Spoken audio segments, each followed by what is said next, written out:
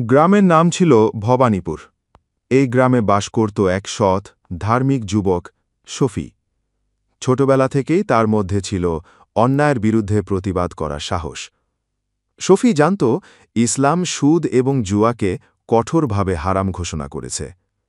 তাই যখনই সে দেখত কারো জীবনে সুদের কারণে ধ্বংস নেমে এসেছে, তার হৃদয় কেঁপে উঠত। গ্রামের অনেক মানুষই আর্থিক কষ্টে পড়ে স্থানীয় মহাজন হাশেম মোল্লার কাছে সুদে টাকা নিত। মাস শেষে কয়েকগুণ বেশি টাকা শোধ করতে না পারায় তারা জমি, গরু, এমনকি বাড়িও হারিয়ে ফেলত। শফি এসব দেখে চুপ থাকত না। সে বলত, আল্লাহ বলেছেন, যারা সুদ খায় তারা শয়তানে আচ্ছন্ন মানুষের মতো উঠে দাঁড়াবে। আমরা কি সে দলে থাকতে পারি?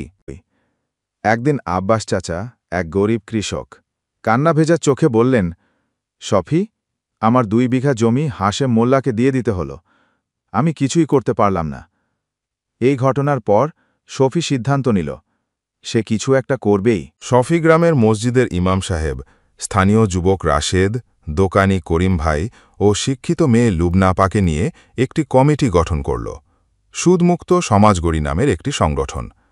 তারা গ্রামের মানুষদের মাঝে সচেতনতা গড়ে তুলতে শুরু করল। আলোচনা সভা, লিফলেট বিতরণ, ইসলামের দৃষ্টিকোণ ব্যাখ্যা সবই চলল ধারাবাহিকভাবে। পরবর্তী ধাপে শফি ও তার দল একটি সুদমুক্ত সমবায় তহবিল গঠন করল।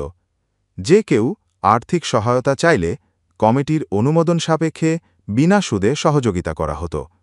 যারা সাহায্য পেত তারা ধীরে ধীরে আসল টাকা ফেরত দিত, কোনো বাড়তি টাকা নয়। শুরুতে অনেকে সন্দেহ করলেও ধীরে ধীরে মানুষ এই পদ্ধতিতে ভরসা করতে লাগল।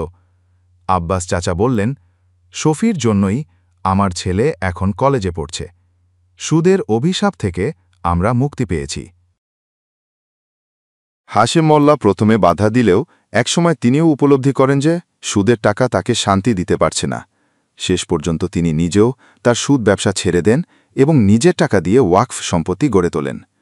শফির প্রচেষ্টা বদলে দিল একটি পুরো গ্রাম। সে প্রমাণ করল, একজন ব্যক্তির প্রতিজ্ঞা যদি হয় আল্লাহর সন্তুষ্টির জন্য, তাহলে তাতে সমাজ বদলে যায়। শফির মতো একজন মানুষ আমাদের সমাজে আশার আলো। সে দেখিয়েছে সুদমুক্ত সমাজ শুধু সম্ভবই নয়, বরং তা ইসলামের বরকতময় পথেই সম্ভব।